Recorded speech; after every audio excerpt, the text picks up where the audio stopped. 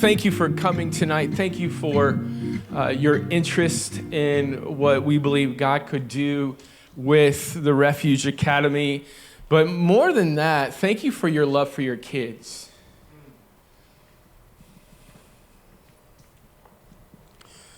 Because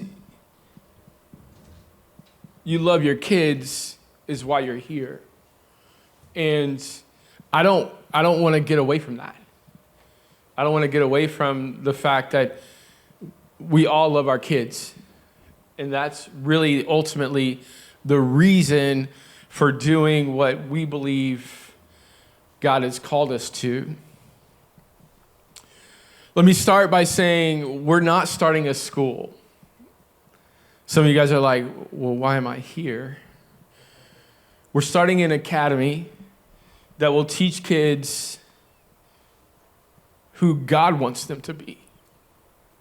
This isn't about who we believe, who we want them to be, but it's about ultimately who God wants them to be. It's about their identity in Jesus. It's always about our identity in Jesus. I believe that when kids discover who God believes they can be, then that's when they will go to the highest of heights, which I think is every parent's desire. We all want the absolute best for our kids, but the way that you're going to get there, we believe as a church and as followers of Jesus, that the way you get to the highest of heights is by ultimately being who God says you can be and who he wants you to be. And so let me tell you a little bit about tonight, give you a little bit of structure for tonight.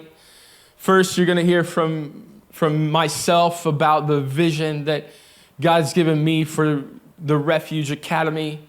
Then you're going to hear from my friend CJ Haddelvig, who pastors District Church in Sacramento, California.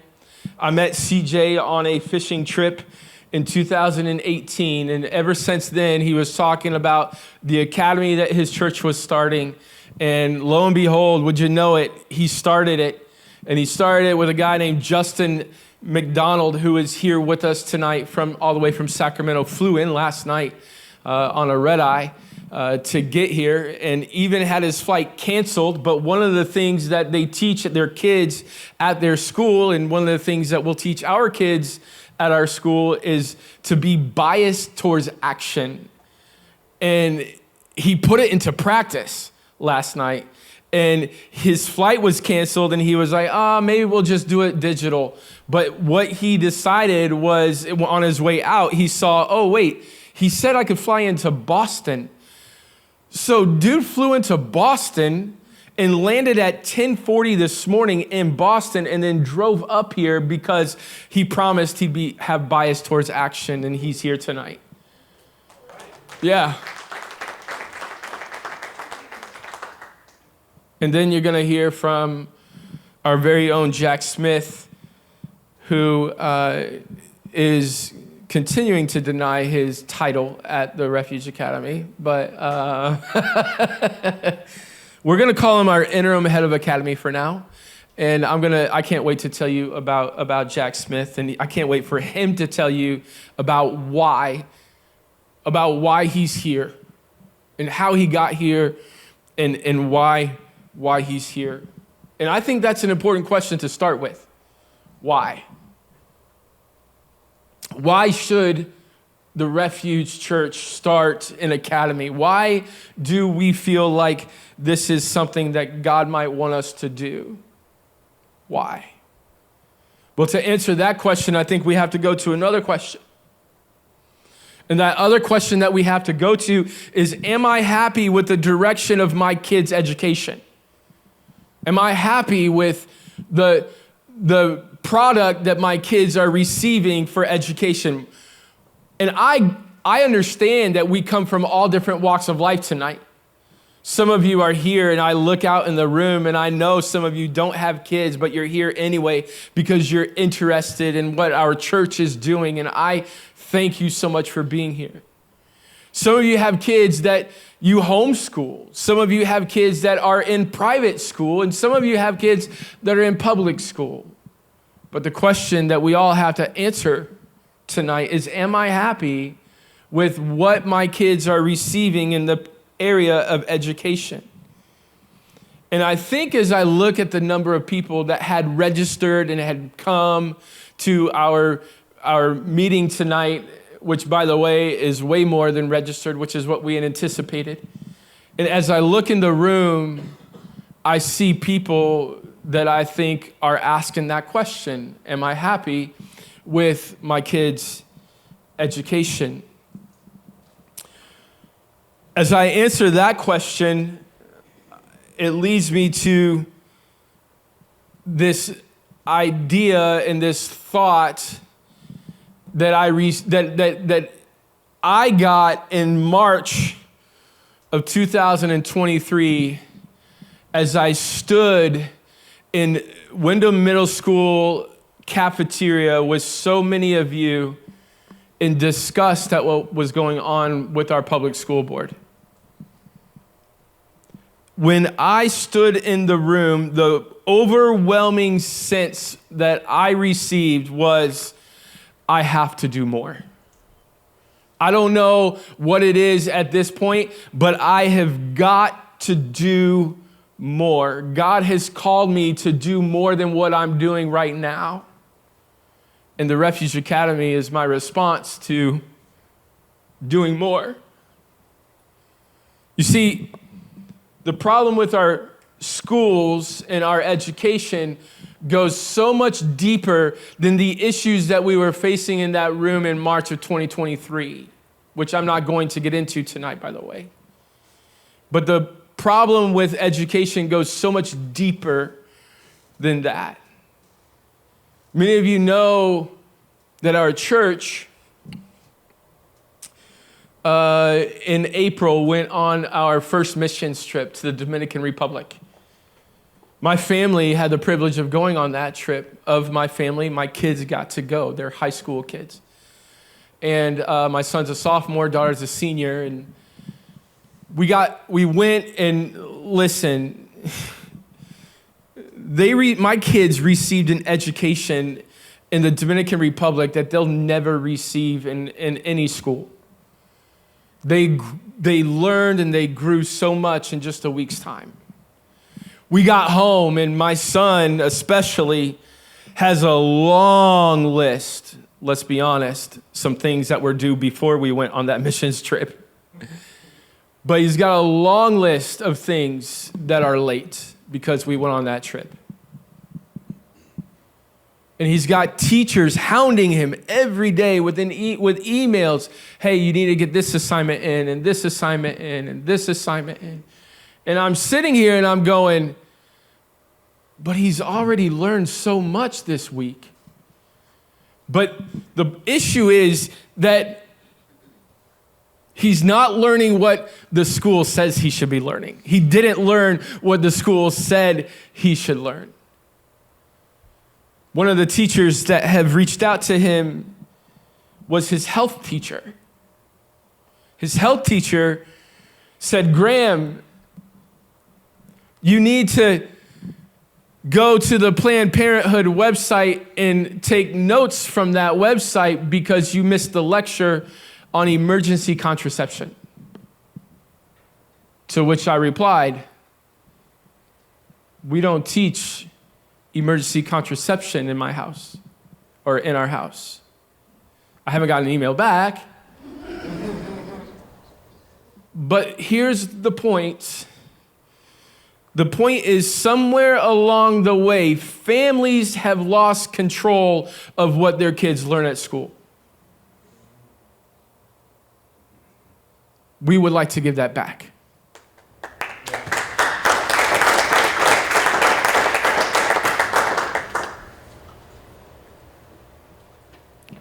You deserve to have freedom in what your kids learn at school. And at the Refuge Academy, you'll have that freedom, which Justin's going to tell you a little bit more about very shortly. But what do we need? What do we need to accomplish this? Because the truth is, I can't just snap my fingers and say, oh, there's an academy now. I wish I could, but I can't.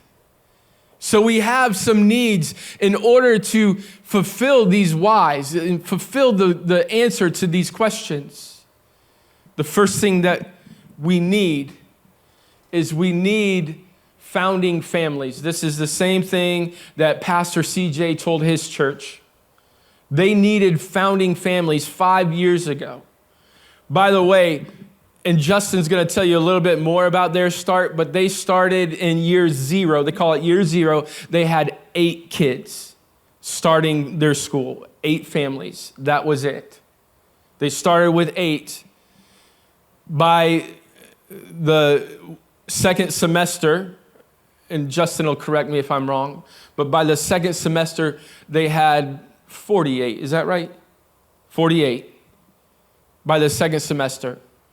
So in just a semester's time, they had grown to 48 families from 8 families. What we need is we need families that will help us build something.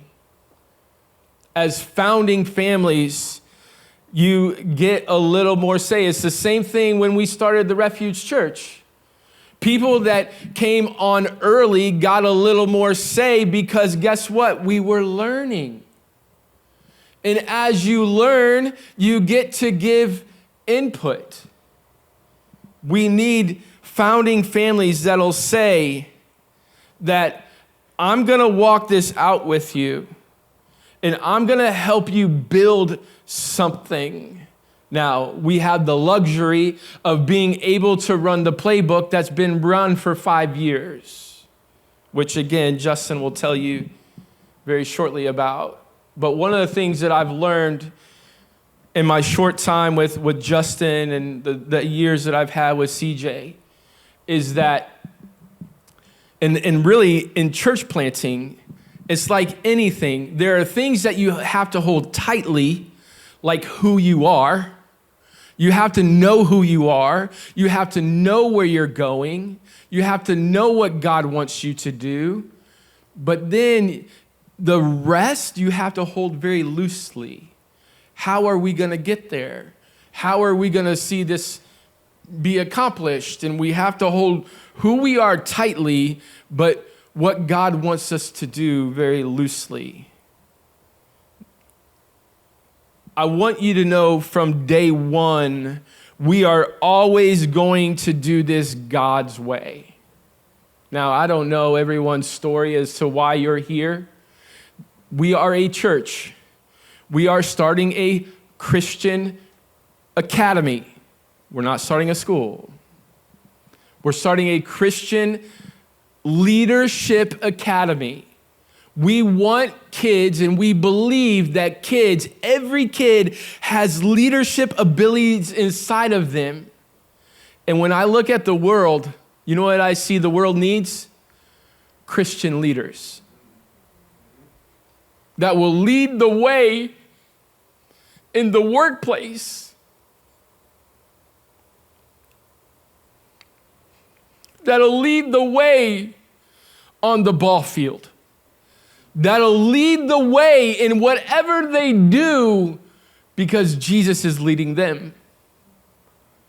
The second thing that we need, so first we need founding families. Second, we need facilities. Obviously, our church, we've got 10,130 square feet here. Now, the good news is we've got enough to work with. I'm happy to report today, we went and we were able to look at a space that is just catty corner from the Refuge Church, and God began to answer some questions.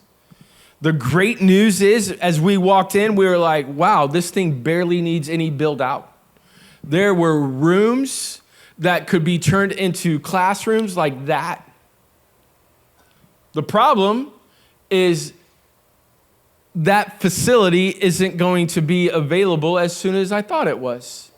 Some of you might be like, oh, wow, that's a big problem. Yeah, it is, but not to God. And so God goes, and so what I've learned is that at the earliest that would be available would be January of next year. That's okay, no big problem, no big deal. We're gonna have to start small. So we start here and we see what God does, but eventually we'll need facilities. We know that's a need, and ultimately our goal is to be able to have enough space of its own for the school, so the school has its own space. But that's going to require the third thing. The third thing that we need is finances. So we need founding families, we need facilities, and we need finances. Like Pastor CJ has told me from day one, this thing has to be built on finances. I know that some of you are here, and that's probably your biggest question. What's it going to cost? We'll get there. As a church, we know that the school from day one cannot cost the church any money. Why? Because the cafe costs the church money. And so we're not going to start a school that's going to run from a deficit from day one. We want to start a school with the ability to be able to run on its own from the very beginning, which is going to require tuition. I'm going to tell you right up front, it's going to cost more than the average Christian school around here, because we're building something that's going to last. And not only that, it's not just building something that's going to last in your kids, right? Because you're here for your kids. But let me challenge you tonight. Don't just think about the advantage for your kids. Think about the advantage for the kid down the street. The kids that are going to come next year, and the year after that, and the year after that. That's what it means to build something. To build something is to build something that lasts, not something that's just done when your kids graduate. And so it's going to require finances. So tuition will be a huge part of what we do. But don't worry, we will have information about financial aid that is built into the cost of our school or our academy. I'm going to get used to it in just a moment. As far as tonight, what we're asking for you to do is to ask yourself, is my family going to be one of the founding families that's going to fit into what the Refuge Church wants to do with the Refuge Academy? Are we going to fit? Is this a fit for you? And if it is, we're going to ask you to register sometime in the next 2 weeks. We're going to have a deadline in 2 weeks from now, and we want to have everyone registered by then. You can go to refugemain.church, select Refuge Academy, and you can register your kids there, where we will have you submit a fully refundable deposit. Every deposit is fully refundable. And we'll tell you more about that shortly. One last story, and then I'm done. Before I introduce you to my ugly friend, CJ. Yesterday, as many of you know, was Mother's Day. Well, on Instagram yesterday, I had a student that was a part of my one of my student ministries that I was a youth pastor at before we moved here. And she's a mom now, and that makes me old, which is why I started to get choked up just a minute ago. Her post was about a message that I had preached at my old church that, by the way, I barely remember. The message was about making the most of our time with our kids. This was just yesterday she posted about this because I had forgotten about it. One of the things that she said is, or one of the things that I did in this message that she pointed out was I used a visual of a jar filled with marbles. It was a visual about making the days with our kids count. If marbles were days, the truth is the church only has 936 marbles with your kids. And that's if you attend every Sunday until they're 18 years old. 936 weeks, that's what the church gets. That's how much time the church gets to leave an impact in your kids' lives. 936. As a parent, you get 6,570 marbles with your kids. And that's if marbles are days. I don't know about you, but as I look at my 18-year-old daughter who's about to go off to college, I'm saying 6,570 days wasn't enough.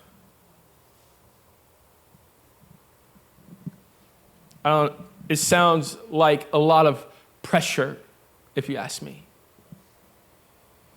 With the Refuge Academy, the Refuge Church will turn 936 marbles with your kids into 3,150 marbles with your kids. I don't know about you, but that sounds like alleviating a little bit of the pressure. Taking half of the time with your kids to show them who they are in Jesus. 3,150 marbles. We just want to help you with the load of teaching your kids who they are in Jesus. Let me introduce you to my friend CJ Haddelbig. He's unable to be here in attendance. He was in Ireland last week and couldn't make it this week to Maine. And so I'm going to have Tanya turn on the video. What's up, Refuge Church? My name is CJ. I'm the lead pastor of District Church in El Dorado Hills, California. And we're right outside of Sacramento, California, which is the state capital. And as you know, you've seen it in the news, we are really known for making great decisions out here. That was a joke. I'm not sure how that landed on video, but I was just being a smart aleck. But anyway, I just want to start by telling you, man, I absolutely love your pastor, Adam. We met in 2018 at this place called the Refuge of all places. And out in Montana, we did some fly fishing together. And we cried together. We actually got our passion for ministry back together. And God did a great work in our lives, and we've continued to press on. But I just want to start by honoring him and also honoring you as a church, because Adam speaks so highly of what God is doing in and through your movement of Jesus followers there. And so I just want to champion you to continue on the good work that God is doing in and through you. And be encouraged, man. God is doing something significant through your church right there in Maine. And listen, I know you're gathered tonight for an interest meeting about this academy, this idea of an academy. And I want to just tell you from a pastor's perspective why we started our academy. And then I'm going to pass it on to Justin, who leads our academy here in El Dorado Hills. But I wanted to start with the number one reason for me, which was purpose. I started seeing very early on, and as I was pastoring people, I was like, man, so many people lack purpose. So many of the counseling appointments I was having with parents and young people was really like this emotional stuff, this identifying stuff, like that. It was ripping out their souls, and I started realizing, man, these people don't know their purpose. They don't know that God has made them on purpose, with a purpose, and for a purpose. And so it started for me by going like, we gotta answer this purpose problem. These kids don't know, and it started making sense to me that like it really comes down to basic math. We weren't getting enough time with these kids. We had youth group, we had Bible studies, we had small groups, we have all sorts of different opportunities for these kids to gather. But the reality was, most of them were coming once or twice a month to youth group, which means they were getting about maybe 3 to 4 hours a month of Jesus in their hearts, in their minds, and in their souls. And I started realizing like, yeah, we're subcontracting out all the other hours to government education and sports really. And so I started thinking like, we got to get their hours back. And so if we're going to speak to their purpose, we got to find a way to get more time with these kids. And so that's what made me start kind of going down that road of like, we need to get them on campus with us every day. We need to rethink what youth ministry looks like, if you will. And so really what happened next was, once we started going, hey, we're going to solve for purpose, we also started realizing we need to solve for leadership. This all came about during COVID. And so what we saw around the world, and you saw as well, was such a lack of leadership on so many different levels. We saw leaders in place of positions that they couldn't make a critical decision. They couldn't make a data-driven decision. They were just kind of like just floating around and saying things and coming up with things. And now we've seen the repercussions of that and whatever. But I started realizing like we got a major leadership problem in our world. And so that's when we started going, you know what? We have got to launch an academy.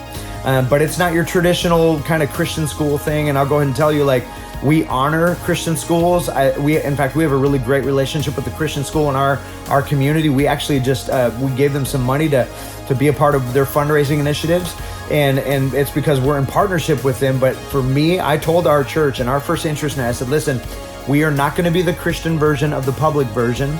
And I said, here's why, because I went to a private Christian school, and I'm telling you, we were more Christian than any of the public schools in town, maybe in name only, everybody. And so I thought, hey, we're not going to try to start that traditional Christian school, classical education kind of thing. We want to solve for something different. And again, it went back to purpose and it went back to leadership. And so we started grinding down, that thing, going, okay, how does this look? What does this look like? And how can we build this thing? Well, again, as John Maxwell says, everything rises and falls on leadership. And I knew, hey, I'm not the guy to lead the charge on this, but I know God has a guy for this. And I'm telling you, you're going to hear from that guy tonight. His name is Justin McDonald, and he has helped us launch this academy. And I'm telling you, let me tell you the third thing that we have a passion around is, and I started looking at this and going, who needs to solve this problem in our world? It's not just district church, it's Jesus's church. Can you imagine what it would look like if the local church began to be the epicenter again of everything that was happening in culture? I don't know if you know this or not, but the reason, universities exist, the reason hospitals exist, the reason the arts are what they are today is because of the local church. Now, somewhere along the way, we settled with like, hey, just come to church once a week. And I think it was 150 years ago or so, where we just started kind of going, hey, check that church box and come to church. Well, we took our eye off the ball, if you will. And so what we're getting back to here is we're going, hey, we want to do ministry Monday through Sunday or Sunday through Monday. We want to have as much time with these people as possible. That's how you raise up high-level leaders who live with purpose and who live joyful lives of impact. And so that is what we are all about. We think the local church could solve this leadership gap around our country and even around the world. And so we've seen God do some significant things with that within our local community. I'll tell you, as a dad, I have an 8 and a 10-year-old, which I know I look like I'm 75, everybody, but I'm only 44. I have an 8 and a 10-year-old, and I've seen incredible leadership growth even in their lives. Little things like they pack their lunch every day, they pack their bags every day, they set their goals for what they're doing in the academy, they're accomplishing their goals, or they're achieving their goals. They know they can go after those goals and overachieve on those goals. They're learning to start businesses and to be entrepreneurial and how to lead others and lead themselves. And I'm telling you, that's what this academy is all about. It's something different, but it's something beautiful. And so you're going to get to hear from Justin. He's one of the most incredible leaders I've ever been around in my whole life. And I've been around some incredible leaders, but I'm telling you, you're in for a treat. I want to invite you to take some notes tonight because there are things that are going to bend your mind, because that happened to me even. And I'm telling you, but once you get it and once you see it, I believe God could do something significant through the local church. So Refuge, man, I love you. I'm stoked to see what God may or may not have in mind with this whole thing. But I love Adam. I love what you guys are doing. And I'm telling you, Justin's is gonna bring a great word to you guys tonight. So will you please give a huge welcome to my brother, Justin McDonald. Got here this morning, as you heard, and I got to drive up from Boston, and it was a beautiful drive. And this place is gorgeous. The weather is incredible. Adam assured me, like, this is as cold as it ever gets. So, I mean, I'm thinking I'm going to bring the family out. I'm from Arizona, so we have this school in California, in Northern California, and I rent a house in Northern California. And my kids go to church and our academy in Northern California, but I am not a Californian. I'm from Arizona, and we're doing some what I hope is important work right there in the capital of Northern California, and so we're trying to prove if it can be done there, then it can be done anywhere. So I'm excited to share a little bit of it with you guys on what we're doing there and how it might look for your community. So before we get going, though, I just wanted to take a moment and pray for us and this evening, if that's all right, and just make sure we're really inviting the Holy Spirit in tonight. So, dear Jesus, Lord, we are so grateful. We're so grateful that you loved us enough to make us, that you made us in this time, in this place, specifically for this time. We're grateful for the people you've got in our lives. We're grateful for this community. We're grateful for this church. We're grateful for the leadership and the vision of its pastor, of Adam, his wife Tanya, and they're just doing such an amazing job here. Grateful for this community and the hearts and the faith of everybody in this room and those that call Refuge their home.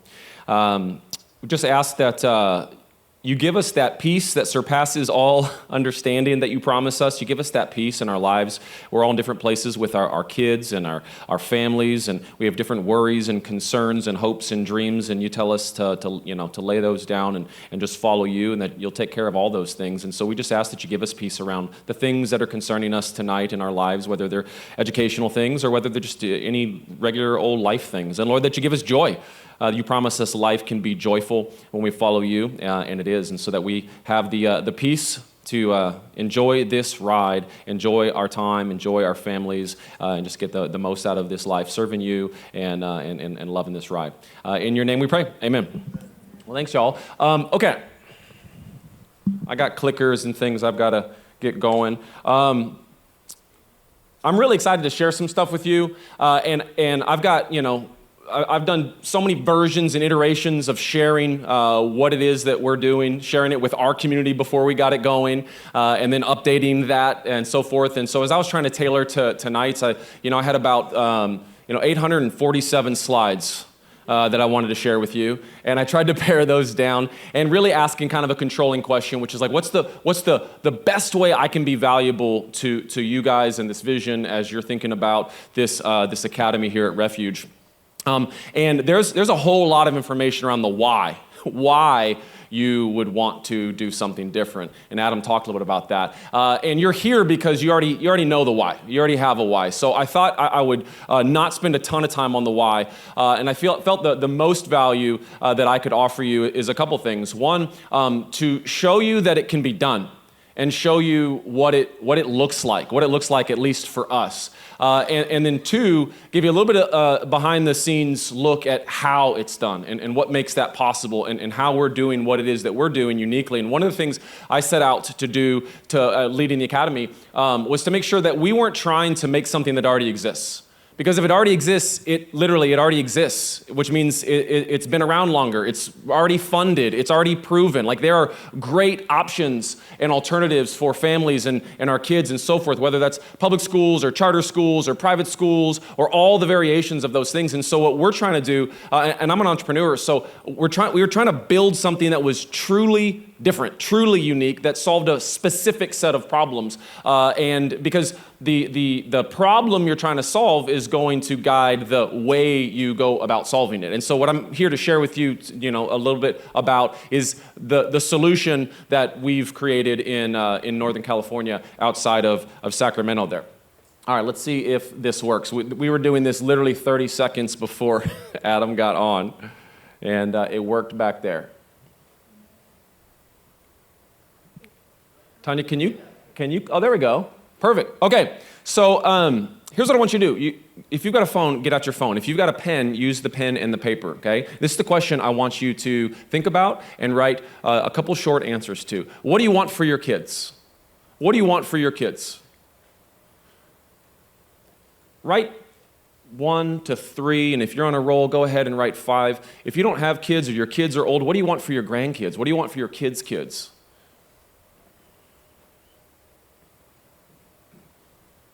It can be as broad as you want it to be, or you can narrow down. You can think about their education, their school. What do you want for them? Okay, what do you got? Share something. What did you write? What's the top thing on your list that you want for your kids? Yeah. I want my daughter to know who she is in Jesus. Okay. Who wrote something similar? Awesome. Her real identity, not the one the world is telling her to accept. What else? Yes? Place to hear God's voice.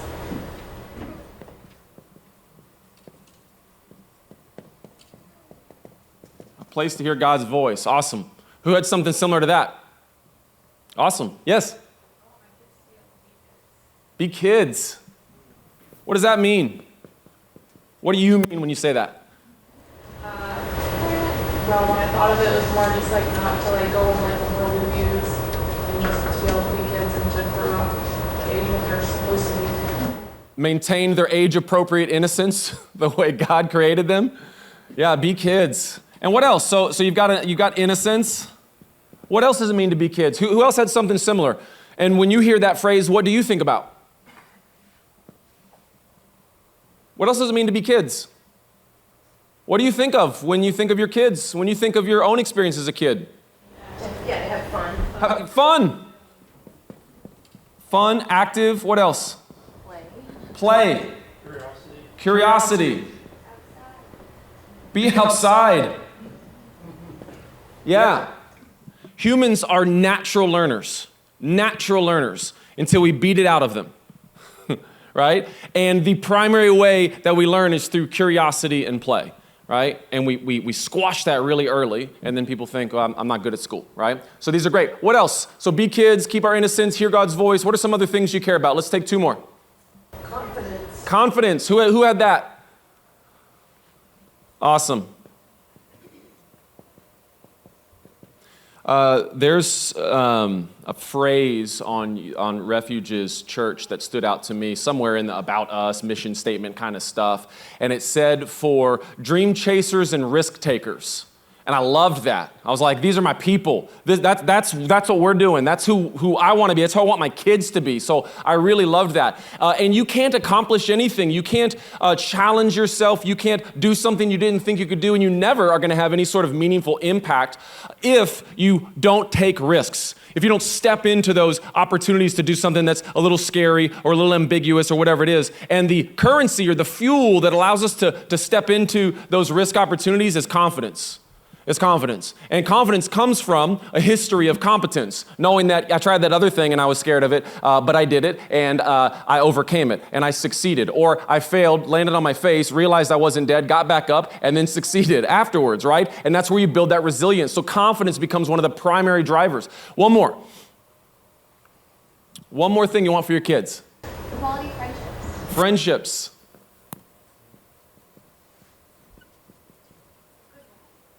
Quality. I saw another hand. Do you want to sneak one in? Yes. Freedom to think for themselves. Who had something similar to that? Freedom to think. Who had the word freedom in anything that you wrote?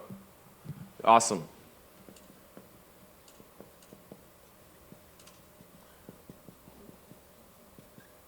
Freedom to think for themselves.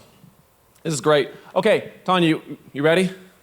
Okay, we hit the slide for me, please. So we did something very similar 3 years ago. We asked our parents, our very early founding parents, we asked them the same stuff. What do you want for your kids' education and so forth? And this is actually us at a workshop doing the same thing. Hit the next slide. You guys are going to get tired of me saying hit the next slide. And we map all those things. We brought students in, right? Because we really were trying to build something that parents wanted and students want. Because of all the things that comes down to school, what do you think kids actually care about when they think about school? What's the one most important thing to them? It's on this board. It's fun. It's fun. That's all they care about. And they're like, yeah, cool, I learned some stuff and I grew and my teachers were awesome and that coach challenged me, but at the end of the day, it's fun. So we literally, that's one of our primary currencies because those are our number one users, are the students, right? They're not our customers. They don't pay us. They are our users. And so when it's fun, we trick them into wanting to come back where we can mold them over time, right? And of course, what do parents care about? Education. Is that what you care about? I didn't see education up here. What's that? What do you care about? Maybe it's education. Is it only education? Want them to be happy. Committed teachers, committed godly teachers. You want them to have committed godly teachers. To what end? What do you want for your kids, for the students? To know God. Yeah. Know God. To know God. Excellent. This is good. So notice what we care about is way different than what the kids care about, right? Okay, and so if it's fun, right, if they're actively engaged, if they're allowed to be kids, then we can do those things, put them in the right environment to have that education, to have loving people who can challenge them and champion them. And ultimately what we're looking for is, are they moving up and to the right in ways that I care about as a parent, right? Are they growing in their relationship with God? Are they growing in their learning, their academics? Are they growing in their friendship? Are they growing in their confidence and so forth? So kids only care about fun. We only care about growth. Right? And so ultimately, when you get those things in order, you get both of those things. So we wrote all that down. We started building this product out. We hit the next slide for me, please.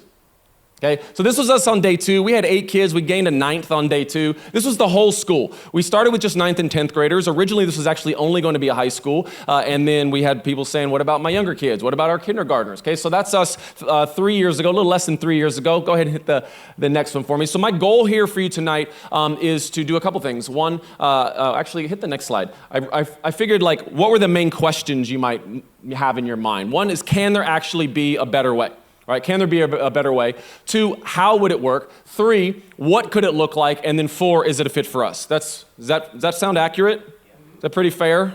Okay, cool. So that's what I want to help you work through tonight, okay? And real quick, just punchline if you like to, get to the end. The answer is yes, simple, it's pretty awesome, we'll find out.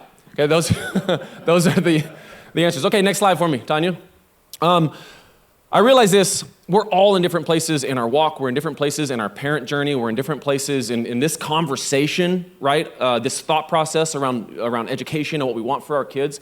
And this is the truth that we literally have this on our walls at the Academy too. All that stuff, it doesn't really matter because these things are true, okay? 1, God made it all, God made you, God has a plan, it's all good, so enjoy the ride.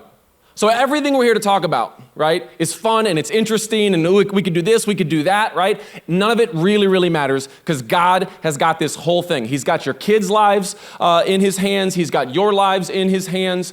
So like it's all fine. And with that sort of like freedom, you can play. You can play with, well, what could we build? How awesome could we make something, right? So I just wanted, no matter where you're at, if you get nothing else, I just wanted to reassure you of this. This is how we've approached building our academy in California, is this truth right here. It's on our walls. We remind our parents of this all the time. I remind myself of this all the time. And so if you're feeling any tension or anxiety, when we launched our academy, it was like in the middle of COVID. It was vaccine mandates were coming down the pipe in California. I mean, all kinds of overreach and fear. And this is what I started with. We had a packed house. There was like 300 people in a room this size spilling out the back, and you could just feel the fear. And I was like, guys, it's fine. It's gonna be fine, okay? And it is. All right, next slide for me, Tanya. Thank you. So I'm Justin McDonald. I've been a lifelong entrepreneur. I'm a former teacher. I was an educator for 10 years. I was a football coach. I was an English teacher. I won some awards doing that. I really enjoyed that time. I thought I was put on the planet to do that at that time until I realized I was giving up my time to raise everybody else's boys and not my own 3. And so I made a change, okay? I previously ran admissions for a network of international universities in Africa before I came to the Academy, and now I'm the head of the Academy at District. Next slide, please. So I want you to imagine a world where every parent could feel this way. And this will get annoying if, so we're just gonna have to, you're gonna have to feel it out. Okay, so here we go. First one. So these are actual testimonial screenshots from our parents. This is just last sprint. Both our boys are thriving and being challenged, celebrated, and held accountable. Imagine where kids are asked, how's your soul, instead of how's your homework? Where kids are asked, what's your plan, instead of follow the instructions? Where kids are asked, what would that look like, instead of here's what you do? Where the answer is why not, instead of we can't. And that's what we're doing at the Academy, is we're building whole humans, happy families, and impactful leaders. We had some slide issues. Will you go to the next one? It's not there, go back. So you don't build that in a factory though. You don't fabricate leaders. You don't fabricate whole humans, okay? You grow them in a greenhouse. And that's about creating the optimal environment right, where individuals can grow and become whatever it is that God's designed them to be, right? Cucumber plants, they look a certain way and they create cucumbers. And strawberry plants, they do the same thing. And what you're trying to do is create the optimal environment for that to thrive, okay? And so which means you can't give the tomato plant the exact same thing that the cucumber plant has. You're trying to build an environment that's ideal for their individual characteristics, right? And ultimately that's what we're doing at the Academy. Tanya, hit the next one, please. Here's the basis of everything that we're doing at the Academy. We call this our student journey, okay? It looks simple, but I don't want you to minimize that because it's simple, okay? This literally, everything we do sits on this, okay? It's these three phases. Number one, our students know I'm loved and capable. Okay, that's phase one. That's our focus, okay? Phase two is when a person gets to a place where they know I'm the driver of my own life. I get to decide where I'm driving. I pay the consequences of the choices, right? I own those, okay? And then finally, I know my purpose and my next steps. Okay? And that's where we want our graduates leaving, knowing their purpose and their next steps. What God has created them to do, who God has created them to be, and specifically what their next steps are. Not I'm going to college because that's the next box I'm supposed to check, but I know what I want to accomplish, and I know what train I would want to get on to get me there. Okay? So this is the root of all that. So I want to talk to you like, what is loved and capable? What does that look like, right? What does that look like in a school environment? And so I just wanted to share just some videos. We started creating videos about a sprint ago. Real quick, we call our cycles sprints. So our students they're on for 6 weeks, they're off for a week, and we call that a sprint. And so we started realizing each studio, and we call our classroom studios, they're blended ages.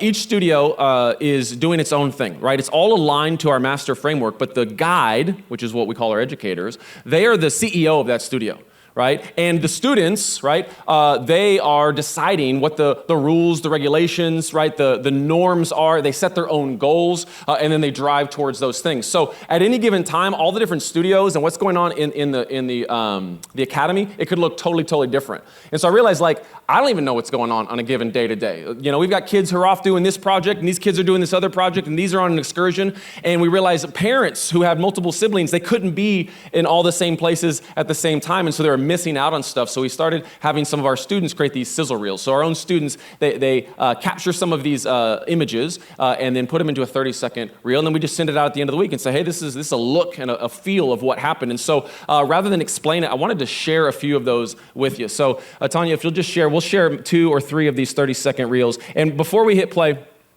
what I'd love for you to do is to take note of mentally of what you see. What you see and what you feel, okay? And as Adam said earlier, we don't call it a school. We let our parents call it a school if that's what they really want, but they don't, because it's not, right? It's a whole lot less school and a whole lot more life. And I want to see what kind of things stand out to you in these next couple of videos. So will you play those for me, Tanya?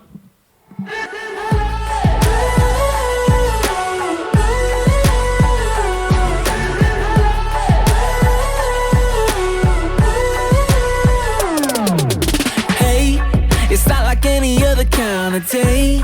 I know 'cause everything's going our way today, and we're here to celebrate, yeah. And I've been dreaming of a day like this. I got my camera, gonna capture all of it.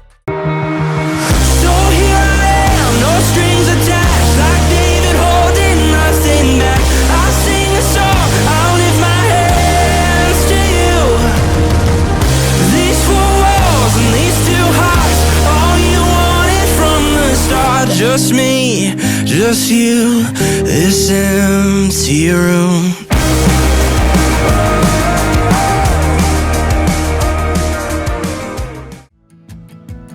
Suddenly I'm seeing everything so different, like I'm looking at the world through a brand new lens.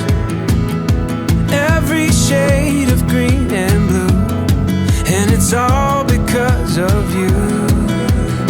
I'm seeing everything. You make me wanna celebrate. Cool, so just a little flavor of just a typical week, right? And those look like Instagram sizzle reels. It's just a week. It's just a week that happens. Our kids take photos. We've got parents that take photos. What were some things you saw? Yeah. Prayer. It was in every single one of those reels. Yeah. Together doing prayer. Worship was also a thing. Yeah. Awesome. What else stood out? Caught your eye? Kids having fun. They were active in their learning. Yes. Yeah, they're moving, right? What else? I heard something back there. Kids having fun. Yeah, having fun, right? It's not an accident. We're really doing that. Cool. What else? They're using their hands. It was lovely. Yeah. It's not just classwork. They're actually getting into stuff that they're using their hands to get that kind of level of education. Yeah. Anybody see a specific hands-on learning image that stood out to you? You're like, well, that was gross or cool or... The lungs. The pig lungs, yeah. So that was a cool one. Our students came up with that, but first they started learning about the heart and the lungs, and then we brought in heart and lungs to dissect, right? And we had one of our parents, and who we've got some people who are in ag and whatever, and so then they actually dissected those things, and then the next day they went to an actual farm and processed a pig. And got to process the whole thing and learn all about it. And actually, I mean, they're like elbows deep into this pig, right? Pulling out the organs and then blowing them up and stuff. So yeah, they know all about that. So it's good stuff. Good. Anything else that caught your eye? They're happy. Those look like joyful kids. Oh, yeah. Yeah. And I started the academy. I was still working in Africa. I was still living in Arizona. My kids all went to school in Arizona, and life was awesome. I did not want to go do this. Matter of fact, real quick, CJ, I was talking to him, and he was sharing a little bit of the vision. First time we ever got on the phone, and he was sharing some of the vision. I was like, oh, you know what? I think maybe you do get it. I think maybe you do want to do something unique and different that's focused on Christ-centered leadership, really solving this massive problem of this leadership vacuum in the United States, but one with purpose. Right? You build leaders who don't have an anchor, and they can lose themselves very quickly. And so I was like, you know what? I see now why my good friend who helped him plant that church was the one that connected us. And I said, oh, I see why he connected us now. Like, it makes sense to me. Because I was not doing education, right? I was in Africa. I guess it was education with our universities, but I was running all of I was the CMO there. And I said, I see why he connected us. And he said, well, what do you think about leading it, right? And I said, hard no. Hard no, 3 reasons. I said, number 1, California sucks. I said, number 2, private school parents suck. And number 3, like really Christian-y people, church people, they suck, right? And here I am. And those 3 things are still true. And leadership is the answer, and ultimately Christ is the answer. Like faith and grace and communication and being who we're called to be is ultimately the answer for that, right? Okay, so yeah, that's a typical week. There's a lot of amazing stuff that's going on, and we try to do more and more and more hands-on project-based learning and so forth. And so I just want to share a little bit of like our main philosophy around the how. So we believe learning is better when it's student-driven, it's project-based, it's Christ-centered, it's family-focused, and it's whole human. Those are our 5 core pillars from the learning model standpoint that makes this thing work. Will you hit the next one for me, please, Tanya? So some examples of that. We're out of order. That's okay. Project-based. We'll just jump around. It'll be fun. Okay, so project-based. So what does that look like? Students learn for real by doing real things. And we don't mean real things like, hey, this is a cute project. We mean like starting a real business with real money and selling to real customers. Or we mean solving a real problem in the community that there's real weight to, there's real consequences, there's real users and consumers, right? And the gravity of that real impact gets heavier or wider, right, as they get older, right? So we start small, and then the radius of their impact gets larger and larger and larger as, of course, they get older. Okay, students learn how subjects are all connected. That's an important piece of project-based learning. You don't learn in isolation. Okay, they're learning that all these things are interconnected. Students learn what they need to actually make things. So when you start with a project, right, now you reverse engineer. What do I need to actually know? What skills do I need to build to actually produce that? Rather than what we call just-in-case learning. Traditional learning is usually just in case I need this. Okay, anybody have that just in case experience, right? And have you ever had that situation where you're like, oh man, I know I learned this. I don't remember it, but I know I learned it. That's usually about as good as just in case learning gets us. And we're like, I need to go refresh, right, what I learned so that I can use it right now. Okay, well that's real life. So we call that just-in-time learning, which is much more real life learning, right? When your dishwasher breaks, what do?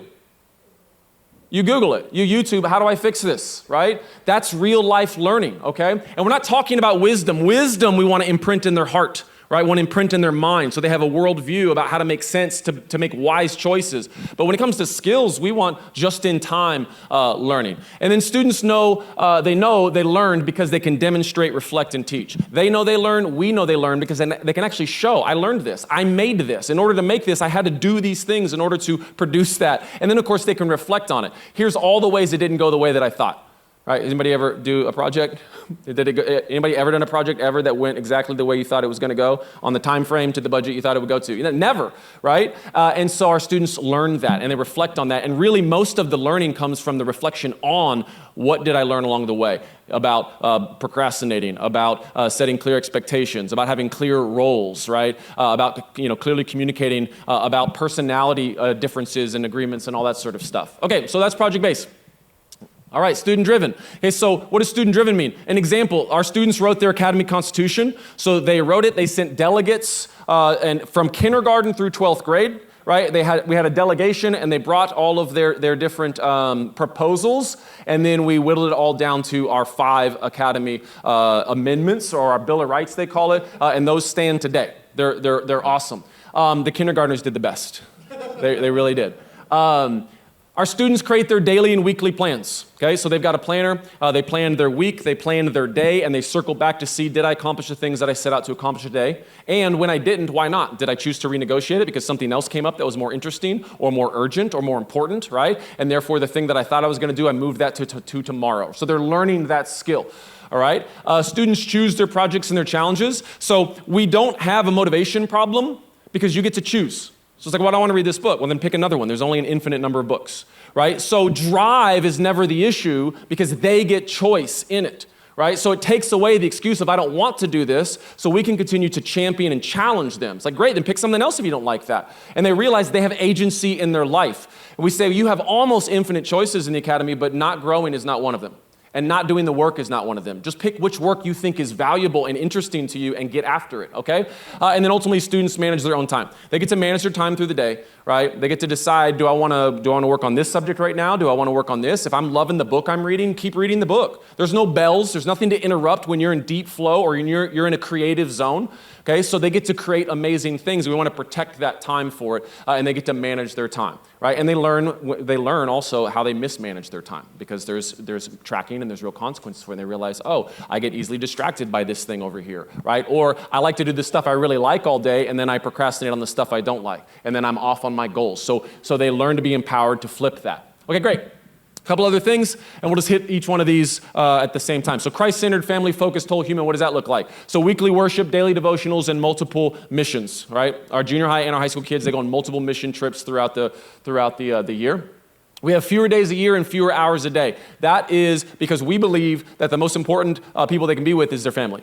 We believe they learn more when they are in the real world. We believe that their heart is that God put them in your life for a reason, and you shouldn't outsource them to some educator, right? So giving that time back is one of the most important parts to create this whole human. It's also where they come up with new ideas, or they apply the things they're learning, right? Or they bring that home and share that with parents, okay? One of my favorite stories we had a student who, his project, he was interested in cryptocurrencies. This was 2 years ago. He was interested in cryptocurrencies, so he started with researching it. And then that was his first sprint, researching all about the different types and so forth. And then he decided to hone in on, I want to do cryptocurrency mining, not buying and trading, but mining. So then he figured out, what do I need to do to mine cryptocurrency? If you're like, I don't know what that means, that's okay. It's just the way of the future. But he learned that and he shared that. And then he and his dad got into it, right? And so then he bought the different hardware you need to actually mine these cryptocurrencies, and he started a passive revenue business. He got investment from his dad, bought these machines, and started doing cryptocurrency mining and started generating passive income from that. And in the meantime, his dad was this entrepreneur who had some capital and so forth, and he and his partner got so into the crypto that they created their own crypto coin. Right? They actually made their own crypto coin. And then we bought it. I used that opportunity to buy that with my kids and have them learn how to get a wallet and so forth. And we also learned that you are speculating when you are buying crypto that is unproven. So good stuff. And then whole human, life is way more than academics, so school should be too. Right? So that is how we focus on those 5 things. Tanya, go ahead and go to the next one. Okay, great. So how does this happen? And how does this happen from kindergartners all the way through 12th graders, these young adults that are ultimately these impactful leaders that we want to create, okay? Well, the root of all learning is play, so that's what we focus on. Traditional education and really our society as a whole has gotten two main things really, really wrong right now. Number one is we don't allow our kids to play. We don't allow our humans to play enough and long enough, okay? So that's number one. So we want to have a lot of play, right? And we've got structured play, we've got unstructured play, we've got guided play. So it's not just messing around all the time. There's purpose in the play, including there's purpose in leave them alone and let them play. Let them unstructured, imaginative play. Rough play is a big piece of what we do. This is a big piece of our philosophy also when it comes to boys. Right? We know we have to let our boys be boys so that we can demand that they be men. Okay? So we let them be boys, right? That's what I meant by managing their time too. If you know that we got ADD kids out the wazoo in this society, right? There's so much vying for their attention and distracting them and so forth. There's all kinds of stuff we're putting in their bodies that probably isn't helping that either, right? And so a kid knows that, hey, I can't sit here and focus for 45 straight minutes on whatever, on math. Okay? And he knows I can do 15 minutes though. So he sets a timer for 15 minutes, and at 15 minutes he gets up and he gets on his bike and he rides the bike track, right? We have a mountain bike track on our property. And so he goes and rides that and he sets a timer for that. I got 5 minutes because I've negotiated that with my guide, and he comes back and then gets back to work, sets his timer and does another 15 minutes of whatever else he wants to work on. They're learning how they learn. Right? And they're building their work density and their self-awareness. So anyway, the next thing we add is then goals. You start adding goals. Okay, how far do you want to get your progress in this project or in this coursework, right? How, what are your goals and how are you going to track them? And then you add responsibility. This is the second thing we've gotten wrong in society. We do not give our young people responsibility. We talked about confidence up there. Confidence comes from capability. Capability comes from successful repetitions where there's real choices and real consequences. And we're robbing our young people of those opportunities, and so they have no confidence because they have no history of showing that they can do things, okay? And so we give them real weight, real responsibility. And then ultimately at the end, about the time that, they're 16, 17, 15, 16, 17, you add purpose. And that's how we bring this to life, right? Is structuring our student journey that you saw earlier of I know I'm loved and capable, I know I'm the driver of my own life, and I know my purpose on my next steps. We structure through these primary mechanisms. Go ahead and go to the next one, Tanya. And so this is a 70-20-10 learning model. This is something else we get wrong in society. This is how we know people actually learn. Okay, that 70% of learning happens by doing. Who agrees with that? Who agrees that you learn by I got to get my hands on it. I want to do it. There it is, everybody, right? But how's traditional education modeled? It's flipped. It's totally backwards, okay? So we know 70% of learning happens by doing. 20% of learning happens from others, mentors, coaches, peers, right? You want to know something, you ask. Right? That's why sports is such a great metaphor for learning as well. It's like, hey, show me how you do that, right? Show me how to throw that curveball, right? Show me how you hit that three-pointer. Show me your crossover move, right? We learn from others. And then finally, about 10% is learned from what we'd consider traditional study, reading things, watching things, and so forth, okay? That's it. But our traditional models are kind of inverted. We're spending all our time traditional and then very little time doing. So we have a lot of box checking, but not a lot of learning happening. When you invert it, and this is how we do it, we protect time. We work really hard to protect the time for our kids to do, structured and unstructured, guided and unguided, right? Like guide-led and peer-led, right? So we mix these modalities, but we protect the time so they can learn by actually doing. We have a lot of collaboration with their peers, so it's blended ages, okay? Where in the real world are you segregated by the date of your birth? Right? Only in school, right? 6-year-olds are here, the 7-year-olds are here. Never again is that going to happen. And here's the thing, you want to be confident, teach somebody something. When you show somebody something, I learned something, right? And I can share that wisdom, knowledge, or skill with somebody else. You get a sense of pride and confidence. You also get a sense of purpose, right? Because you're useful. Right? The root step of purpose is actually just being useful. And when we take away people's jobs, when we take away responsibility, that purpose goes out the window because we're not useful. All right? So we want to make sure they've got the opportunity to do that. So we give a lot of time for collaboration, peer-to-peer collaboration, okay, and collaboration through our studios, as well as collaboration with outside mentors, experts, right, specialists, and so forth. And then relevant skill practice, where they actually get to practice those skills. Okay, hit the next one for me, please. So here's what the anatomy of a year looks like. We work in those 6-week sprints. It's 6 weeks on, 1 week off, typically. We started with 6 when we began. We reduced it down to 5 sprints, right? But you just add that module if you want. So that's what it looks like throughout a year. And we've got obviously longer breaks for Christmas and spring break. The next one, please.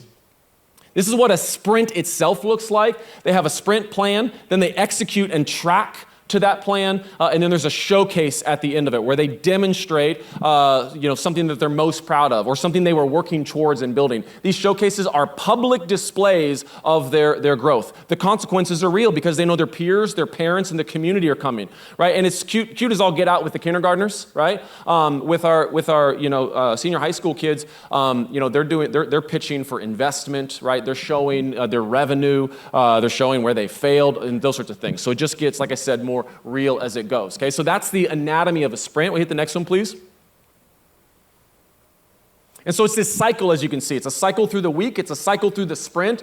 And if you turn that cycle on its side, right, it's this upward spiral. And that's how growth happens. This repetition of this modality where kids are learning, they set their goals, they attack their goals, nobody ever hits them all, right? And they reflect, where did I go wrong, right? What can I do better? What are the meta skills I need to improve, right? So building in the time for them to reflect on that and to have the guidance for them to improve is what allows them to grow, right? Sprint over sprint and year over year. Go ahead and hit the next one for me, please. And so that's what that looks like, sprint over sprint, right? We're stacking those sprints and then we're stacking those years, and that's how we're creating really a totally different outcome, when they are young adults and teens.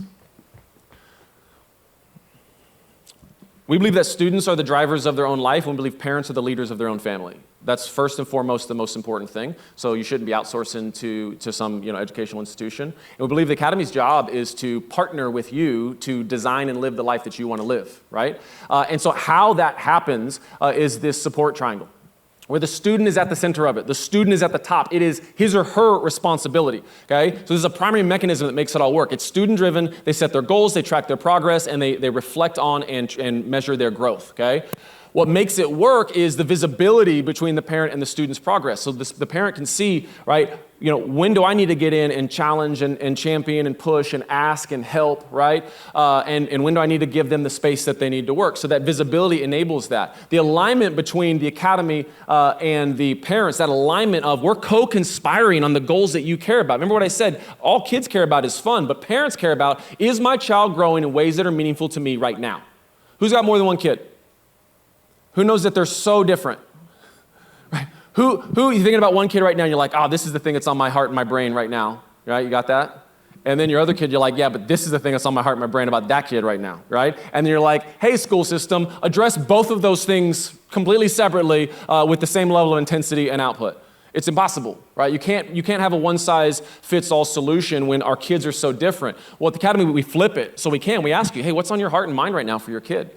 Right? And we let the student drive it first. This is what I'm really excited about doing. This is how I want to challenge myself. These are my goals. And then the parent gets to see that, sign off on that, and also let us know, hey, these are the things I'd love your partnership with. These are the things we're working on at home. Can you reinforce those things? And that's easy to do, right? And so it allows that individual experience to happen and for the guide to guide. And the guide has the time to do that because they're not making sure everybody is in the same place at the same time on the same agenda.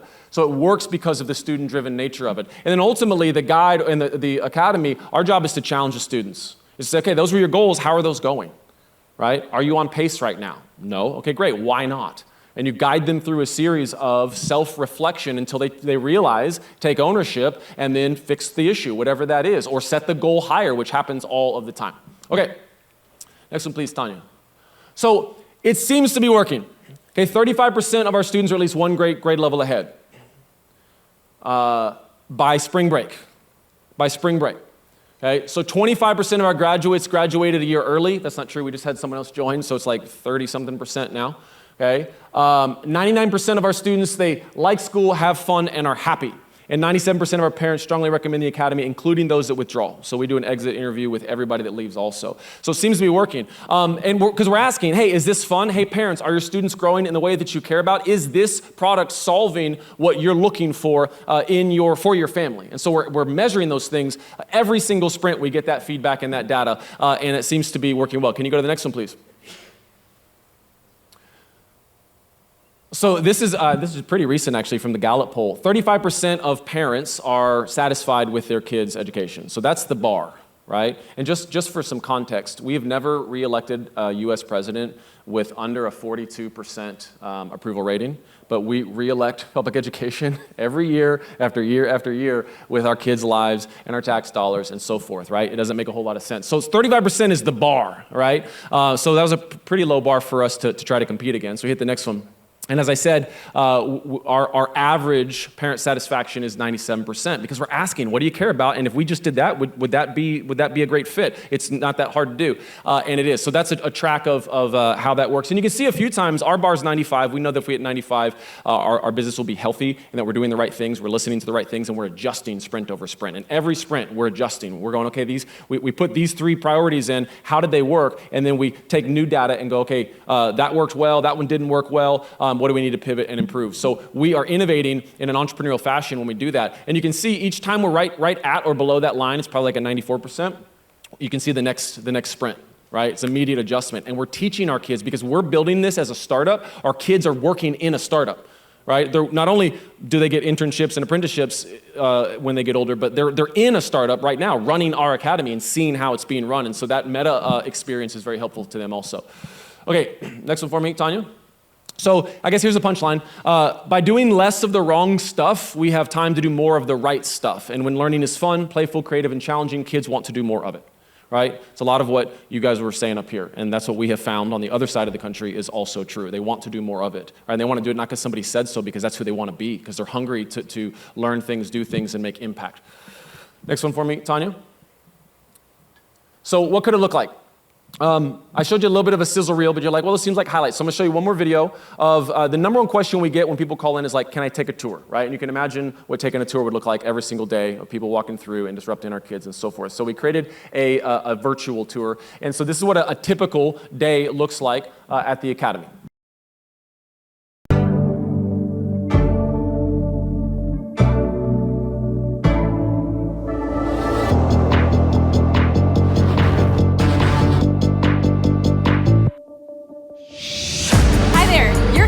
You've heard about this cool academy from friends or someone in the community, and you think it might be a great fit for your family. But it's hard to imagine what it's actually like.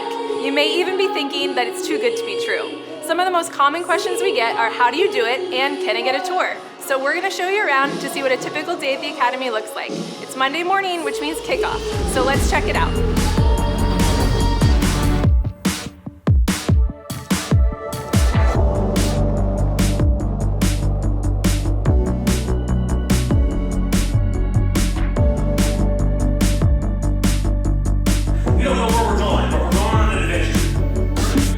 So after kickoff, all the kids head to their studios. Each studio has their own daily rhythms and customs. Some start with pledge at the flag. For our younger students, they get their energy out by running the track or by playing some games.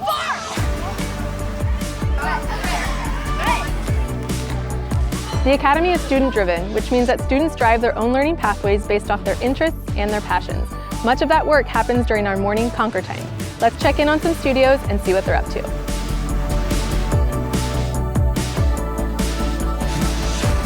Since students drive their own learning, they decide when it's time to take a break, to use their imaginations, and to work on projects as a team. We actually don't use bells. All the studios hold each other accountable to get back on time. Our kids pack their lunch every day, but once a week we have a special offer. Chef Thaddeus Polk is here in the kitchen, cooking up some mean tacos with our kiddos. He's been amazing at teaching them cooking skills, safety in the kitchen, and how to prepare fresh meals for their peers. Thank you. We love sports at the Academy. We've got athletes competing in their own sports, we've got team sports, and we love bringing in expert coaches that can teach them something new.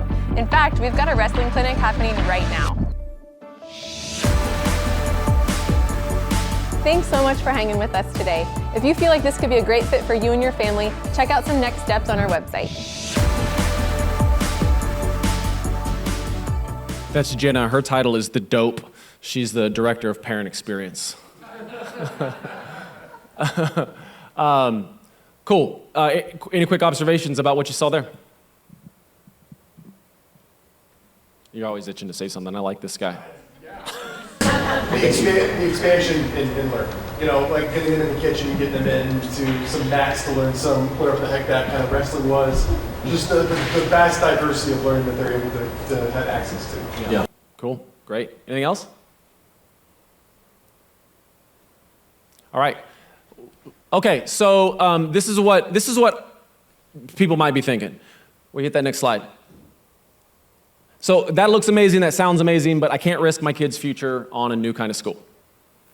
Right? We'll hit the next slide for me. Unless you're totally confident that your kids can weather 16,000 hours of government indoctrination unscathed, then you're already risking their futures, right? And that's how many hours we give our kids away to traditional education, is 16,000 hours. And some can, by the way. There are absolutely some kids that do that. Go to the next one, please. J.D. Rockefeller was the guy who basically created public education as we know it back in the 1800s, okay? And he literally said this. Okay, he built our system so that they could fill factories, right? People who aren't thinkers, and I saw thinkers up here. Okay, so this is the intent of our education system, and so you got to ask yourself, well, that's great for J.D. Rockefeller, the Industrial Revolution. That was good for us also, but do I want a family of thinkers? Do I want my kids to be thinkers? Okay, go ahead, Tanya.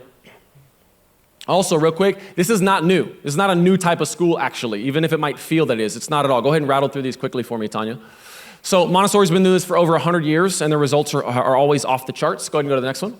Okay, Finland and other Norwegian countries and European countries are doing this, and they're the top education system in the world because of things like less homework and outside work required, no standardized testing, more accountability, a more relaxed atmosphere, providing professional options past a traditional college degree. They wake up later and have less strenuous work days, and they are exceeding and performing better, right? Hopefully you saw some videos that looked kind of like that, right? So our kids are doing well. Go ahead and go to the next one, please. Okay, and there's a network of micro schools that use this learner-driven model called Acton. Has anybody heard of Acton Academy? Incredible stuff, and they're very similar to our model. We base so much of what we're doing on them, and their students are thriving, and that's an international network now. Go ahead. And then ALU. So my time at the African Leadership University was there, and we were using this model at the collegiate, really at the high schools where we started at the the undergraduate level and then at the graduate level. Okay, and our whole focus was we had the world's first and only Bachelor of Entrepreneurial Leadership, where the focus was missions, not majors.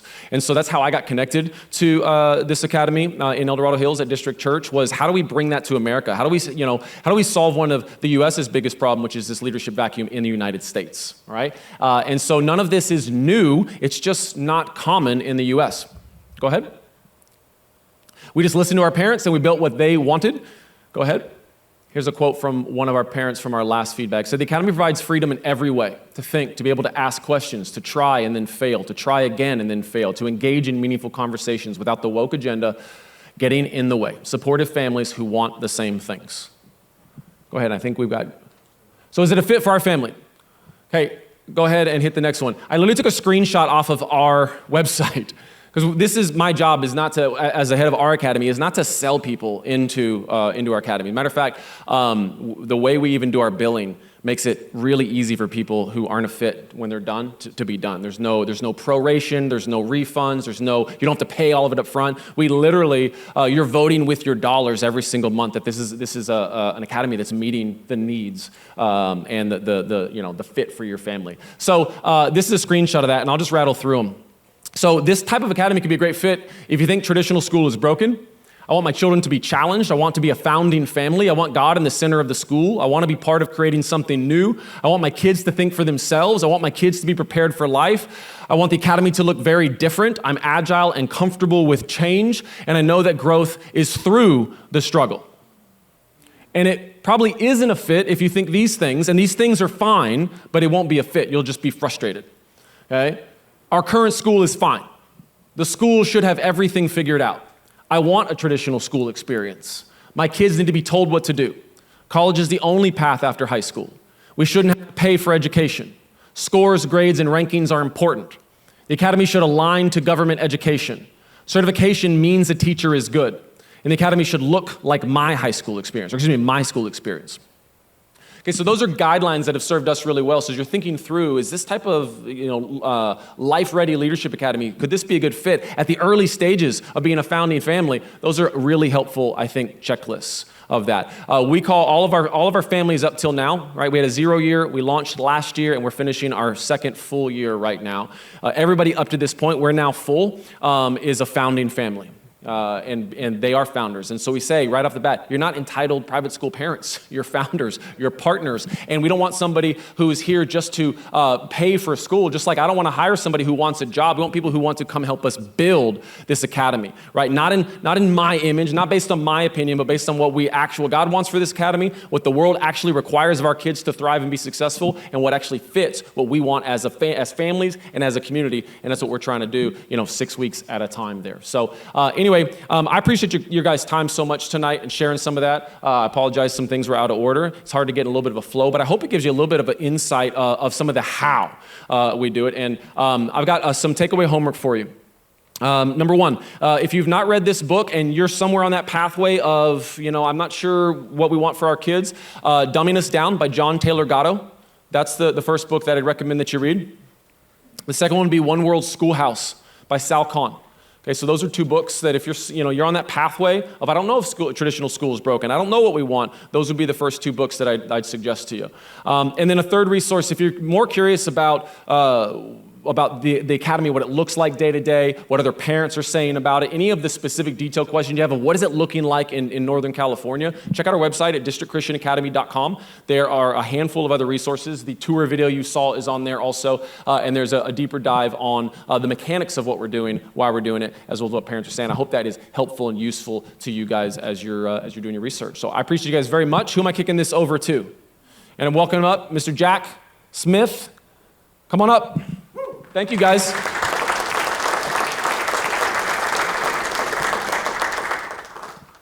So I just want to share for a few minutes why I think this is incredibly and totally possible in Windham, Maine.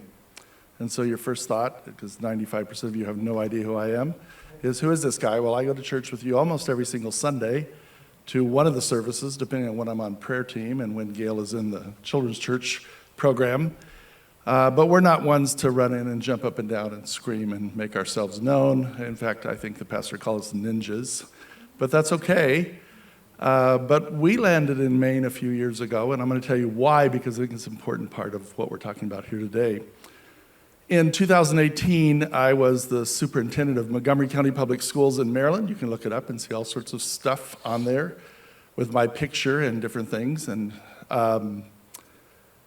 it had 165,000 kids, 208 schools, and I had grown in my almost 40 years in public education so completely discouraged with where we were. And yet I was part of the system, so what do? There are 13,800 school systems in this country. There are over 100,000 schools, or over 3 million teachers. And the problem is not that there aren't lots of good people in those schools, because there are. Some of you might work in them. Not that there are people who are really trying to do what they need to do and sometimes succeeding in those schools. But I'm here to tell you, as someone who's worked across the state of Maryland and in the last 3 years across the United States, the variability in those schools is profound. So in elementary school, it truly depends on which teacher your child gets, whether they are focused on reading and writing and arithmetic and speaking and accurate history, or if they're getting a full plate of garbage every day. It just depends on who the teacher is. By the time they get to middle school, where they're going to have 6 or 7 teachers, they will get some garbage every day. And by the time they get to high school, they're going to get a truckload of garbage every day. And I'm sad to tell you that. I started teaching in 1980 as an English teacher in Richland in Washington State. And I was perfectly happy as a Christian and as a member of the community to teach for 12 years. Teach, assistant principal, principal. 1992 or 3, my wife Gail and I, she's a math teacher, we were invited to go to Japan to work at the Christian Academy in Japan, a missionary school. We spent 6 years there. And I saw something very different. After our 3rd year, we actually started creating what we called January term, where we did a sprint because we knew our kids needed something different. Stayed there for 6 years. It was a wonderful experience for for Gail, for me, and for our 5 kids. While we were adopted, one of the primary reasons we left is we adopted 2 little boys from Bulgaria who were 7 and 9. Our daughter Meg was 10, our son Matt was 12, our daughter Kate was 15. And we just, if you've been to Japan, see if you can have 5 kids in a house in Japan. The boys literally slept in the dining room in bunk beds, where the table belonged. It wasn't a dining room.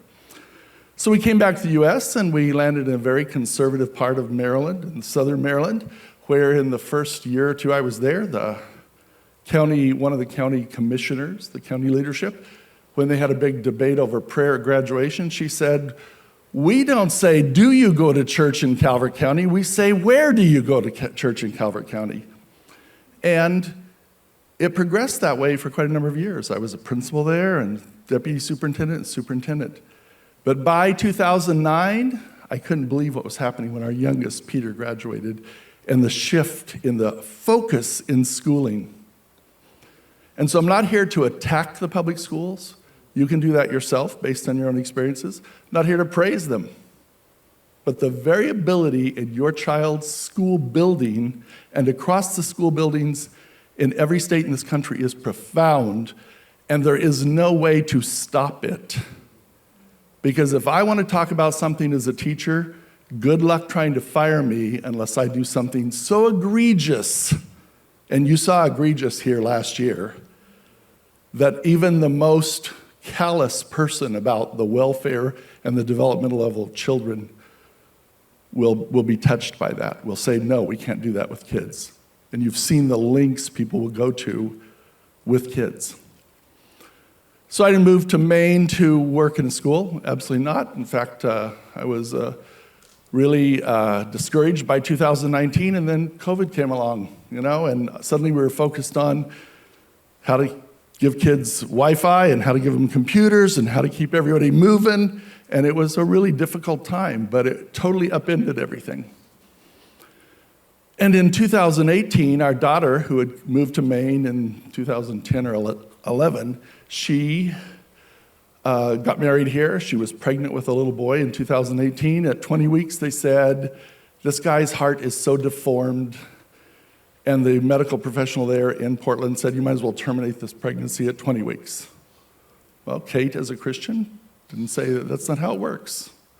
And so she called Gail, and Gail called me, and of course, it tore up our family, but Gail was up here most of 18. And then he was born in June of 18, and he turned pink. And the doctor said, wow, this is a miracle. They had 15 people in the hospital in Boston in the delivery room. We're going to deal with a death. We're going to deal with a surgery. We're going to deal with what? And they rolled him down the hall, and thank God, his heart was working in such a way that all the bad parts were working together to make him pink, to oxygenate his blood. And so Gail stayed up here through much of 18. In May of 19, he had a massive operation at Boston Children's. They reconstructed his heart. He was in the hospital for 2 months. Gail stayed as she should beyond that and helped. And he was like an infant when he came home at just over a year old.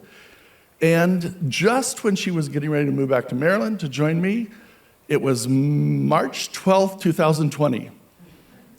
And I was at a press conference where the governor was saying, we've had 3 cases of this new virus, and they've all happened in Montgomery County. And I'm going, oh no, that's where I'm superintendent. What is this?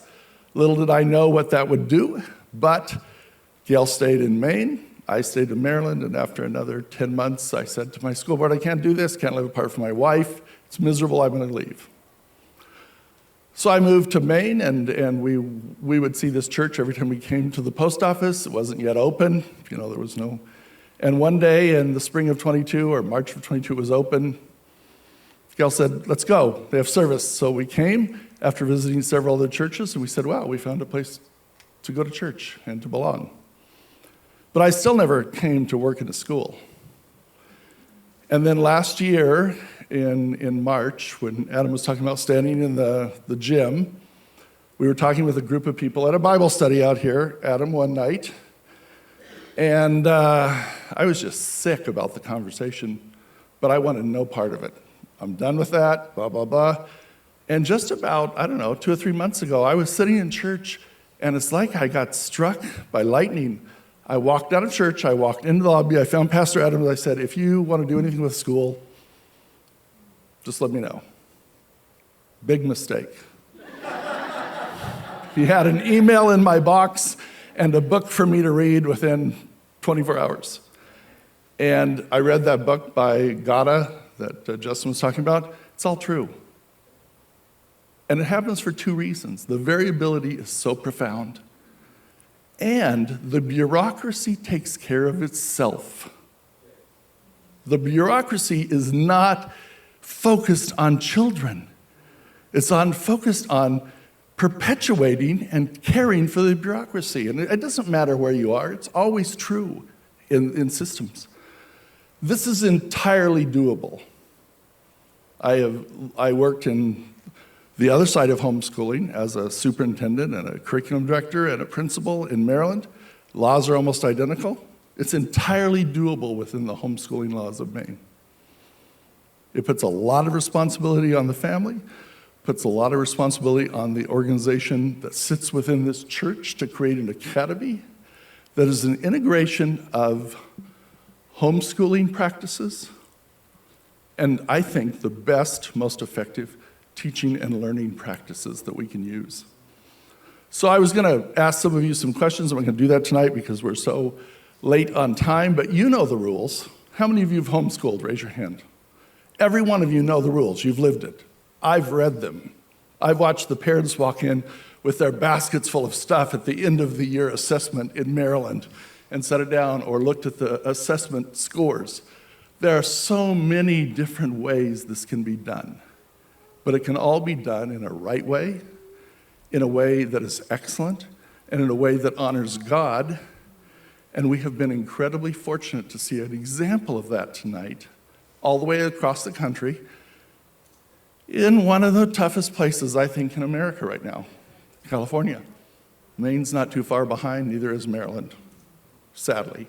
So I have told Adam, I don't need to get paid, I don't need a title, but we can do together whatever we need to do because God has given us His Spirit, and He's given us the collective IQ and mission to do this, if you want to do it and if you need it.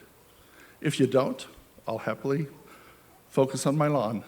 So, thank you.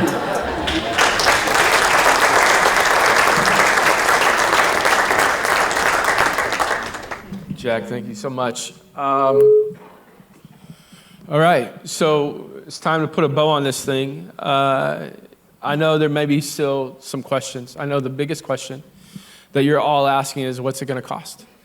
I know if I were in your seats, that's what I would be asking.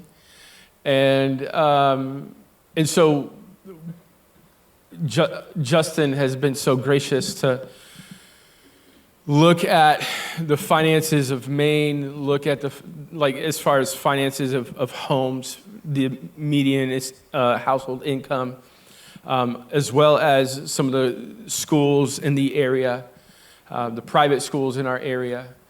And I'm just going to tell you, what we're wanting to do is worth way more than what a lot of the other private schools charge. And I'm comfortable, and I don't feel like I'm pricing ourselves out of the opportunity to host a school or an academy. But we're asking for $1,000 a month and a $500 deposit to show us that you mean business. And that's $500 per kid for a deposit. And $1,000 a month is obviously $12,000 a year. But it's little easier to swallow when you look at it like $1,000 a month. With all of that said, I realize that there are so many, I could never afford that. Well, that's okay. We have financial aid available. And Justin has told you, and some of the things that they do with district is there is a third party much like FAFSA, that you'll apply for. They will look at your finances, they will look at everything, and they will tell you what you can afford, and that's how that'll work. And so there are a lot of questions, but again, we're looking for founders. We're looking for people that'll help us. Now, I will say, my goal is to get that to come down, all right? My goal is not to go up. My goal is to never be more expensive than what we are when we start. My goal is that we are able to bring that cost down. And the way that we can do that is with more input, with more families, and just to be able to continue. But what we believe that God can do. And listen, I've lived in Maine for 8 years now. And one of the things that as I've struggled about this question of how much do we charge, I know it's going to cost us a lot, for one, but the other side is I know it's going to require sacrifice, and I know that people, right? We like things to be comfortable, and one thing that I don't want the cost of our school to be is comfortable, not because it's not worth that, but I just don't want it to be something that, and maybe it is comfortable for you. That's great. I will say, just like anything, don't let money be the reason that your kids don't go to school here. And again, we can help with the financial aid and that sort of thing. So if you go to church here, you know I hate talking about money. So that's all I'll say about that. I know there might be a lot of questions, but feel free to email me at Tanya@RefugeMaine.church. She's got all of the answers. But if you have questions, you're free to hang around. We've got some coffees some cookies. Although if we're much longer, I'm going to need some coffee. So we've got some cookies in the common area. Feel free to hang around. Ask Jack some questions. Ask Justin some questions. Don't ask me any questions. I'm just kidding. You can ask me all the questions in the world. Let me pray for us, and we'll be dismissed. Father in heaven, I love you so much. God, I know in moments when I feel like the task is too great, that those are the moments where you show up and you show off. So God, I ask that you would send us founding families that will be able to help us get started with this endeavor, that we believe is worthy of our sacrifice. God, we love you. We praise you. We thank you for Jesus. It is his name we pray. Amen. Real quick, before you go, I did not tell you how to register. That's a big part of what we want to do. And so if you want to register again after 2 weeks, we're going to look at things and go, all right, maybe this isn't for now. Maybe this is for later. And maybe we reevaluate some things. But within the next 2 weeks, please head over to RefugeMaine.church and select in the drop-down Refuge Academy, and you can go there and register your kids. And then right now, so we're using the church's website for registration. There's a drop-down on our give option for Refuge Academy, $500 for your deposit to make sure that, just so that we know that you really mean business. So we love you guys. Thank you so much for coming. Make sure you see Justin, shake his hand, see Jack, and have a good night.